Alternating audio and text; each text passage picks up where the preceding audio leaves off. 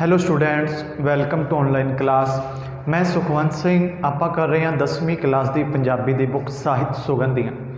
इस विच आपां जिहड़ी पिछली वीडियो सी उस विच आपां पाठ 7वां साईं बुल्ले शाह की पहली रचना कर ली सी। हुण आपां इन्हां दी जिहड़ी दूजी रचना है उस दी प्रसंग सहित व्याख्या करते हाँ साईं बुल्ले शाह की। आओ सिओ रल दिओ नी वधाई। तो अपनी जिहड़ी ये पहली व्याख्या है, आओ सिओ तो लैके इस रचना नूं आपां 3 हिस्सों च वंड के पूरा करांगे। आओ सिओ रल दिओ नी वधाई, मैं बर पाया रांझा माही। अज तां रोज़ मुबारक चढ़िया, रांझा साडे वेड़े वड़िया। हथ खुंडी मोढे कंबल धरिया, चाकां वाली शक्ल बनाई। आओ सिओ रल दिओ नी वधाई। तो अपना जिहड़ी पहली व्याख्या है नी वधाई तक आपां प्रसंग सहित व्याख्या करांगे। तो पहला हुण आपां लिखांगे प्रसंग विच लिखना शुरू करते हैं। ये काव टोटा साडे पंजाबी दे पाठ पुस्तक ਸਾਹਿਤ ਸੁਗੰਧੀਆਂ ਵਿੱਚ दर्ज ਸਾਹਿਤ ਸੁਗੰਧੀਆਂ ਵਿੱਚ दर्ज बुल्ले शाह जी दी रचना है जी। आओ सिओ रल दिओ नी वधाई। विचों लिया गया है। आओ सिओ रल दिओ नी वधाई विचों लिया गया है। इस रचना विच आपां इस काफ़ी विच कवि ने इस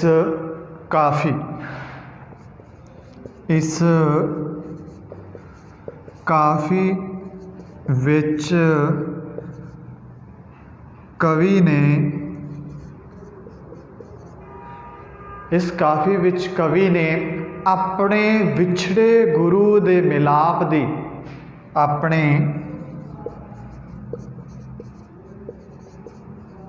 विछड़े गुरु दे मिलाप दी, गुरु तो विछड़ गए से उन्हां दे मिलाप दी घड़ी नूं बयान किया है। घड़ी का भाव उस समय नूं, घड़ी नूं बयान किया है, भाव उस समय नूं बयान किया है जिस समय उन्होंने गुरु की प्राप्ति हुई, विछड़े गुरु मिले। हुण गल करांगे फिर आपां व्याख्या दी। व्याख्या तां प्रसंग दे विच कवि ने विछड़े गुरु दे मिलाप की जिहड़ी घड़ी है, समा है, उसनूं बयान किया है। आओ सिओ रल दिओ नी वधाई, मैं बर पाया रांझा माही। अज तां रोज़ मुबारक चढ़िया, रांझा साडे वेड़े वड़िया। हथ खुंडी मोढे कंबल धरिया, चाकां वाली शक्ल बनाई। आओ सिओ रल दिओ नी वधाई। तो कवि ਜਿਹੜਾ ਆਪਣਾ ਉਹਦਾ ਗੁਰੂ ਹੈ ਉਸ ਨੂੰ ਰਾਂਝਾ ਤੇ ਆਪਣੇ ਆਪ ਨੂੰ ਹੀਰ ਦੇ ਰੂਪ ਵਿੱਚ, ਧਿਆਨ ਨਾਲ ਸੁਣਨਾ ਹੈ, ਕਵੀ ਹੀਰ ਦੇ ਰੂਪ ਵਿੱਚ ਕਿਸ ਨੂੰ ਕਿਹਾ ਹੈ? ਕਵੀ ਆਪਣੇ ਆਪ ਨੂੰ ਹੀਰ ਦੇ ਰੂਪ ਵਿੱਚ ਕਹਿੰਦਾ ਹੈ ਕਿ ਹੇ ਮੇਰੀਓ ਸਹੇਲੀਓ, ਹੇ ਮੇਰੀਓ ਸਹੇਲੀਓ, ਆਓ ਤੇ ਮੈਨੂੰ ਸਾਰੀਆਂ ਵਧਾਈਆਂ ਦਿਓ, ਆਓ ਤੇ ਮੈਨੂੰ ਸਾਰੀਆਂ ਜਿਹੜੀਆਂ ਵਧਾਈਆਂ ਦਿਓ, ਕਿਉਂਕਿ ਮੈਂ ਆਪਣੇ ਪ੍ਰੇਮੀ ਰਾਂਝੇ ਨੂੰ, ਮੈਂ ਆਪਣੇ ਪ੍ਰੇਮੀ ਰਾਂਝੇ ਨੂੰ, ਕਿਉਂਕਿ ਆਪਣੇ ਪ੍ਰੇਮੀ ਰਾਂਝੇ ਨੂੰ ਆਪਣੇ ਵਰ ਦੇ ਰੂਪ ਵਿੱਚ, ਵਰ ਆਪਣੇ ਵਰ ਦੇ ਰੂਪ ਵਿੱਚ ਪ੍ਰਾਪਤ ਕਰ ਲਿਆ ਹੈ। ਕਵੀ ਹੀਰ ਰੂਪ ਵਿੱਚ ਕਹਿੰਦਾ ਹੈ। ਜਿਹੜਾ ਕਵੀ ਸਾਈਂ ਬੁੱਲੇ ਸ਼ਾਹ ਜੀ ਆਪਣੇ ਆਪ ਨੂੰ ਹੀਰ ਰੂਪ ਵਿੱਚ ਕਹਿੰਦੇ ਹਨ ਕਿ ਹੇ ਮੇਰੀ ਸਹੇਲੀਓ, ਆਓ ਤੇ ਮੈਨੂੰ ਸਾਰੀਆਂ ਵਧਾਈਆਂ ਦਿਓ, ਕਿਉਂਕਿ ਮੈਂ ਆਪਣੇ ਪ੍ਰੇਮੀ ਰਾਂਝੇ ਨੂੰ ਆਪਣੇ ਵਰ ਦੇ ਰੂਪ ਵਿੱਚ ਪ੍ਰਾਪਤ ਕਰ ਲਿਆ ਹੈ। ਅੱਜ ਦਾ ਦਿਨ ਤਾਂ ਬਹੁਤ ਹੀ ਖੁਸ਼ੀਆਂ ਭਰਿਆ ਹੈ, ਜਿਹੜਾ ਅੱਜ ਦਾ ਦਿਨ ਹੈ, ਕਿਉਂਕਿ ਅੱਜ ਵਿਛੜਿਆ ਰਾਂਝਾ ਮੇਰਾ ਵਿਹੜੇ ਵਿੱਚ ਆਇਆ ਹੈ। ਜੋ ਮੇਰਾ ਰਾਂਝਾ ਵਿਛੜਿਆ ਭਾਵ ਮੇਰਾ ਗੁਰੂ ਜਿਸ ਤੋਂ ਮੈਂ ਵਿਛੜ ਗਿਆ ਸਾਂ, ਅੱਜ ਉਹ ਮੇਰੇ ਵਿਹੜੇ, ਮੇਰੇ ਘਰ ਵਿੱਚ ਆ ਗਿਆ ਹੈ। ਉਸਨੇ ਤਾਂ ਆਪਣੀ ਜਿਹੜੀ ਸ਼ਕਲ ਹੈ, ਕਿਸ ਨੇ? ਗੁਰੂ ਨੇ, ਰਾਂਝੇ ਨੇ ਆਪਣੀ ਜਿਹੜੀ ਸ਼ਕਲ ਹੈ ਬਿਲਕੁਲ ਚਾਕਾਂ ਵਾਲੀ ਬਣਾਈ ਹੈ, ਨੌਕਰਾਂ ਵਾਲੀ ਬਣਾਈ ਹੈ। ਮੈਨੂੰ ਇਸ ਨੌਕਰ ਨਾਲ ਪਿਆਰ ਹੈ, ਮੈਨੂੰ ਇਸ ਨੌਕਰ ਨਾਲ ਪਿਆਰ ਹੈ। ਹੇ ਮੇਰੀ ਸਹੇਲੀਓ, ਮੈਨੂੰ ਅੱਜ ਵਧਾਈ ਦਿਓ, ਕਿਉਂਕਿ ਮੇਰਾ ਪ੍ਰੇਮੀ ਮੈਨੂੰ ਮਿਲ ਗਿਆ ਹੈ, ਕਿਉਂਕਿ ਮੇਰਾ ਪ੍ਰੇਮੀ ਮੈਨੂੰ ਮਿਲ ਗਿਆ ਹੈ।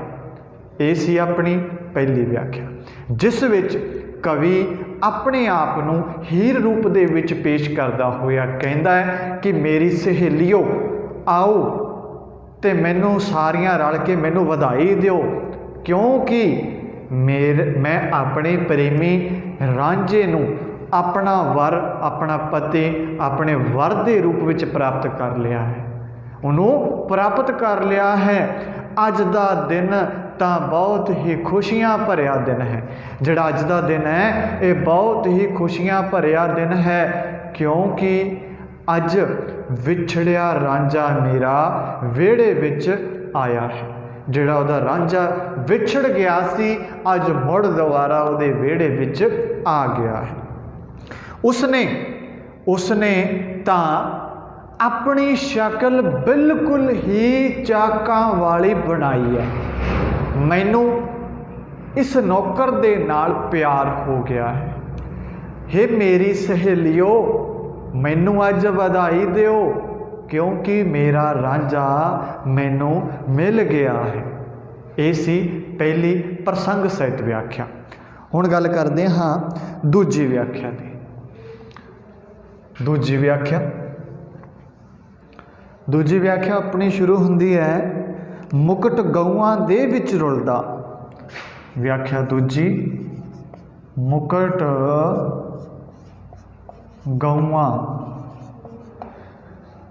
ਗਊਆਂ ਦੇ ਵਿੱਚ ਰੁਲਦਾ ਤੋਂ ਲੈ ਕੇ ਆਪਾਂ ਇਸ ਜਿਹੜੀ ਇਹ ਆਪਣੀ ਕਵਿਤਾ ਹੈ ਇਹਨੂੰ 3 ਵਿਆਖਿਆਵਾਂ ਦੇ ਵਿੱਚ ਪੂਰਾ ਕਰ ਲਾਂਗੇ। ਦੂਜੀ ਵਿਆਖਿਆ ਹੈ ਆਪਣੀ, ਜਿਹੜਾ ਮੁਕਟ ਗਊਆਂ ਦੇ ਵਿੱਚ ਰੁਲਦਾ, ਜੰਗਲ ਜੂਹਾਂ ਦੇ ਵਿੱਚ ਰੁਲਦਾ, ਹੈ ਕੋਈ ਅੱਲਾ ਦੇ ਵੱਲ ਦਾ, ਹੈ ਕੋਈ ਅੱਲਾ ਦੇ ਵੱਲ ਪੁੱਜਦਾ, ਅਸਲ ਹਕੀਕਤ ਖਬਰ ਨਕਾਈ, ਆਓ ਸਿਓ ਰਲ ਦਿਓ ਨੀ ਵਧਾਈ। ਤਾਂ ਉਸੇ ਤਰ੍ਹਾਂ ਹੀ ਲਾਸਟ ਆਪਣਾ ਦਿਓ ਨੀ ਵਧਾਈ ਤੱਕ ਹੈ। ਪ੍ਰਸੰਗ ਆਪਣਾ ਉਸੇ ਤਰ੍ਹਾਂ ਹੀ ਰਹੂਗਾ। गल करांगे व्याख्या की। व्याख्या दे विच कवि कहता है भाव साईं बुल्ले शाह जी अपने आप को हीर रूप दे विच मनते हुए गुरु रांझे दे मिलाप दी, गुरु है उसनों रांझे जिमें हीर नूं रांझे का मिलाप तो साईं जी नूं अपने गुरु का मिलाप दी खुशी है जिहड़ी उहदा वर्णन कर रहे हैं। साईं जी अपने गुरु के मिलाप की खुशी का वर्णन कर रहे हैं। उसनूं अपना रांझा चाक के रूप में जाकदा है, उसनूं अपना जिहड़ा रांझा है चाकां दे रूप में जापदा है। सधारण चाक होण करके जिहड़ा सधारण चाक होण करके उस दे मुकट जिहड़ा उसदे मुकट किते गऊआं दे विच किते जंगलां जूहां दे विच रुलदा रुलदा रह गया जापदा है। इस तरह लगता है कि जिवें वो अल्लाह दे प्यार विच भुल के अपनी सुध बुध अल्लाह दे प्यार विच भुल के अपनी सुध बुध गवा बैठा है। इसे करके मैनू उसकी असल हकीकत बारे कुछ पता नहीं, असल गल बारे मैनू कुछ पता नहीं। दोबारा फिर कवि हीर रूप दे विच गुरु रांझे दे मिलाप की खुशी नूं बयान करता है, वर्णन करता है कि उसनूं अपना जिहड़ा रांझा चाकां दे विच नज़र आता है या जापदा है। सधारण चाक होण करके उसदा मुकुट जिहड़ा गऊआं दे विच जंगलां दे विच जंगल जूहां दे विच रुलदा रह गया जापदा है। इस तरह लगता है जिवें वो अल्लाह दे प्यार विच भुल के अपनी सुध बुध अल्लाह दे प्यार विच भुल के सुध बुध गवा बैठा हुए। इस करके मैनू उसकी असल हकीकत बारे कुछ नहीं पता। ये सी अपनी दूजी व्याख्या। हुण गल करते हाँ तीजी ते ऐस जिहड़ी अपनी काफ़ी दी लास्ट व्याख्या। बुल्ले शाह तीजी है बुल्ले शाह। बुल्ले शाह एक सौदा कीता पीता जहर प्याला, पीता ना कुछ लाहा लिता, ना कुछ लाहा टोटा लिता, दर्द दुखां दी गठड़ी चाई, आओ सेओ रल देओ नी वधाई। तो ये अपनी जी तीजी व्याख्या है। हुण आपां करदे हां काव्य सत्तरां तो बाद व्याख्या की। कवि हीर रूप दे विच अपने गुरु रांझे दे मिलाप की खुशी का वर्णन कर रहा है। बुल्ले शाह जी अपने गुरु दे रांझे दे रूप विच मिलाप की खुशी का वर्णन कर रहा है कि वो अपना कर रहा है कि वो अपना है, उसनों अपना लिया है कि मैं उस नाल प्यार का एक सौदा किया, मैं उस नाल एक प्यार का सौदा किया है जिस दे बदले मैनू बिरहो का जहर का प्याला पीना पिया। बिरहो विछोड़े का जिहड़ा जहर का प्याला, बिरहा किस तरह लग्या, जहर तरह लग्या, प्याला पीना पिया। मैनू इस विचों कोई लाभ या हानि नहीं हुई। मैं अपने सिर उत्ते दुखां दी गठड़ी नू चुक लिया है। मैं अपने सिर उत्ते दुखां दी गठड़ी नू चुक लिया है। अज मैनू उस प्यारे रांझे का मिलाप हासिल हो गया है। इस करके हे मेरी सहेलियो मैनू वधाई दिओ, मैनू वधाई दिओ, क्योंकि मैनू मेरा रांझा मिल गया है। तब दोबारा फिर कवि कहता है, कवि अपने आप को हीर रूप दे विच मानदा होया अपने गुरु रांझे दे मिलाप की खुशी का वर्णन करदा होया कहता है, वो अपना कि मैं उस नाल एक सौदा किया जिस दे बदले बिरहो दा जहर प्याला पीना पिया, मैनू इस विचों कोई लाभ हानि नहीं हुई। एक सौदा किया जिस विचों बदले मैनू बिरहो जहर प्याला पीना पिया, जिस विचों मैनू कोई लाभ हानि नहीं हुई। मैं अपने सिर ते दुखां दी गंढड़ी चुक लई, मैं अपने सिर उत्ते दुखां दी गठड़ी नूं चुक लिया है। अज मैनू उस प्यारे रांझे दा मिलाप हासिल हो गया है। इस करके मेरी सहेलियो तुसी मैनू वधाई दिओ, क्योंकि मैनू मेरा प्रेमी मिल गया है। हुण गल करते हाँ इस दे सार दी। तो प्रश्न लिखना है, आओ सिओ रल दिओ ने वधाई। शब्द का सार अपने शब्दों विच लिखना है। आओ सिओ रल दिओ ने वधाई, शब्द का सार अपने शब्दों विच लिखना है। तो ये आओ सिओ रल दिओ ने वधाई ये काफ़ी बुल्ले शाह जी की रचना है। इस विच कवि ने अपने विछड़े गुरु दे मिलाप दी घड़ी नूं बयान किया है, उस समय नूं बयान किया है। कवि अपने आप नूं हीर रूप विच कहता है कि मेरियो सहेलियो आओ ते मैनू वधाइयां दिओ, क्योंकि मैं अपने प्रेमी रांझे नूं अपने वर दे रूप विच प्राप्त कर लिया है। कवि हीर रूप दे विच कहता है कि मेरी सहेलियो आओ मैनू वधाइयां दिओ, मैं अपने प्रेमी नूं रांझे दे रूप विच रांझे नूं अपने वर दे रूप विच प्राप्त कर लिया है। अज दा दिन खुशियां वाला दिन है। अज दा दिन तां बहुत खुशियां वाला दिन है, क्योंकि अज विछड़िया रांझा उस दे घर आया है। उसने तां अपनी शक्ल बिल्कुल ही चाकां वाली बनाई है। मैनू इस चाक नाल इस नौकर नाल प्यार हो गया है। हे मेरी सहेलियो मैनू वधाई दिओ, क्योंकि अज मैनू मेरा प्रेमी मिल गया है।